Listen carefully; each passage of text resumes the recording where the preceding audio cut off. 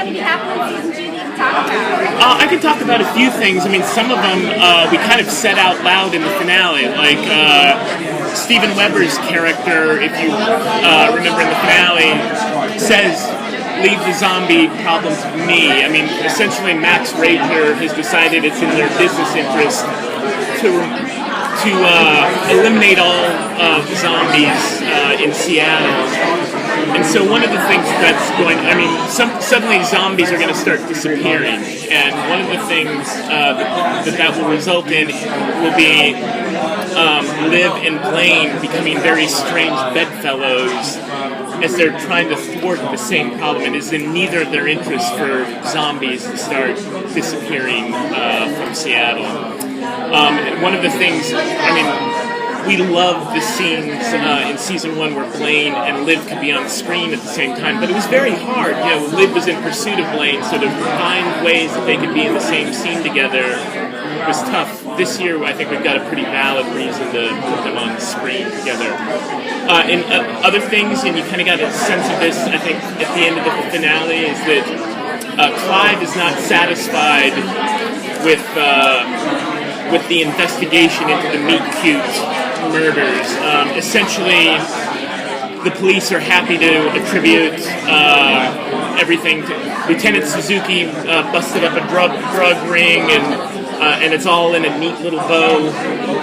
Clive is not going to let go of that, so we'll have this creeping investigation by Clive that, of course, will point back eventually towards Major and Blaine being involved, and so he'll be on top of that.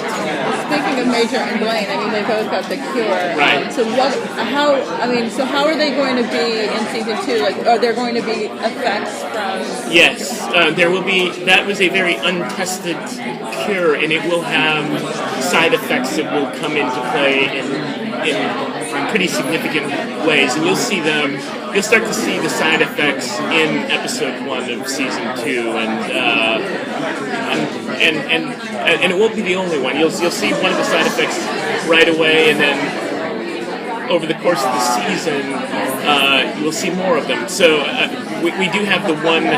There's still a rat that has taken that second cure, and so you'll have in this little glass cage the opportunity to preview what might be happening to Blaine and Major.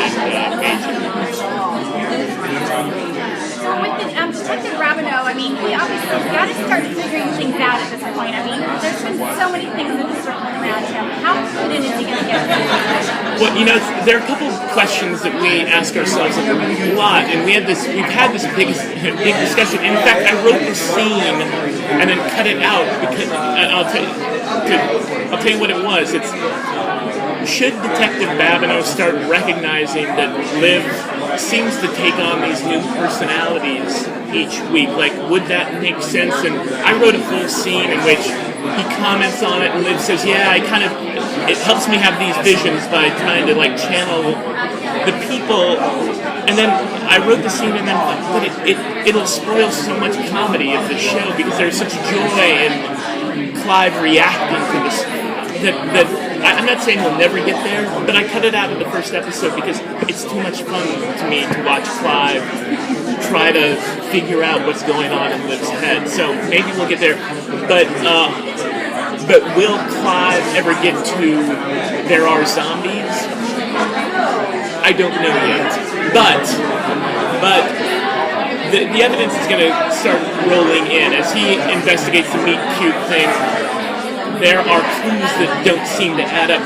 But we do try to ask ourselves, you know, these people don't know they're in a comic book universe. Like, this is a real cop. What would it take for a real cop to suddenly say, "I've got it, there are zombies out there"? It would take, like, that's a hard jump for anyone to make, even if you do discover kids with missing brain, with empty brain cavities. It's still, you don't think zombies right away, unless you knew you were in a show called iZOMBIE, in which case it would be very apparent. Then you really should have figured it out sooner.